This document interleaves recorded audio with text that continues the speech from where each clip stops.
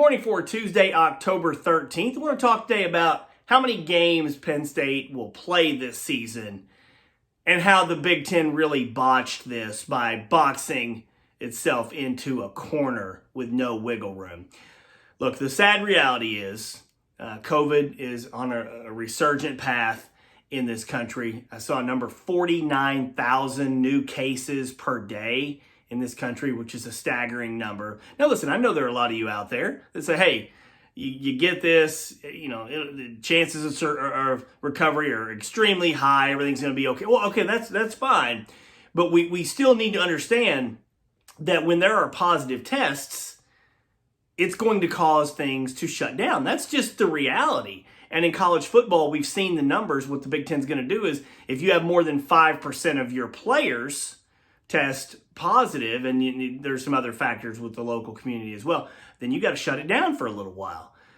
How many of us really think that as we get into the real meat of cold weather, cold and flu season, winter season, that all these teams around the Big Ten in the Northeast are going to be able to avoid a whole lot of COVID outbreaks? Maybe Penn State can. James Franklin has talked about how they're doing what they need to do within the protocols, and that's great.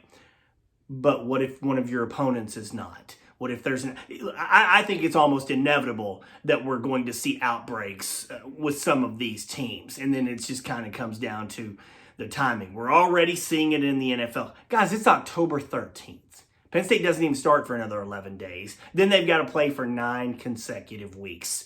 I keep getting asked, what's your record prediction? How do you think things are going to play out? Can Penn State compete for a college football playoff?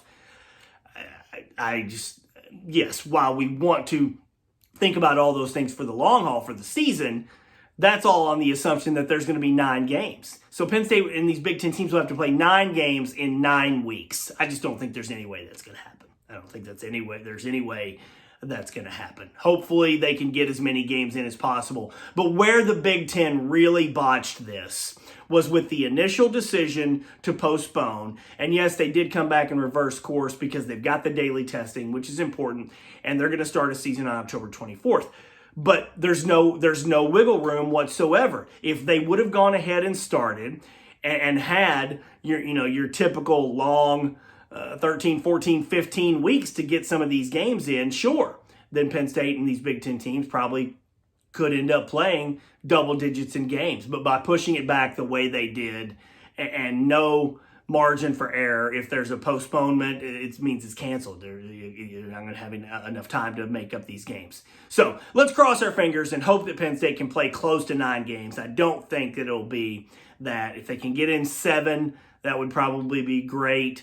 But again, we can have some wishful thinking all we want. But as we get into November and the cold weather in the Northeast, I think the harsh reality is that there are going to be outbreaks within some of these teams that are going to force the cancellation of a good number of games. Have a good day, folks.